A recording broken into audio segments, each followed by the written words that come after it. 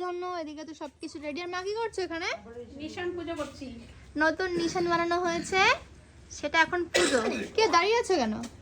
পুজো করছে এর জন্য। ওই প্রসাদ আনতে। প্রসাদ আসবে। কোথা থেকে গেছে, এখনো আসেনি প্রসাদ। আর এই যে হচ্ছে আমাদের নতুন নিশান। আর দাঙ্গারে এই যে হচ্ছে আমাদের মন্দির, হরি মন্দির। অনেকে জিজ্ঞাসা করো এটা কোন মন্দির, কাদের মন্দির? এটা হচ্ছে আমাদের নিজেদের বাড়ির মন্দির। এই যে হচ্ছে আমার বাড়ি, আর এই যে হচ্ছে ডাঙ্কা, আর এই যে হচ্ছে মন্দির, যেখানে এখন নিশান পুজো করা হচ্ছে। প্রসাদের জন্য ওয়েট করছি আমরা, প্রসাদ আনতে পাঠানো হয়েছে দোকানে।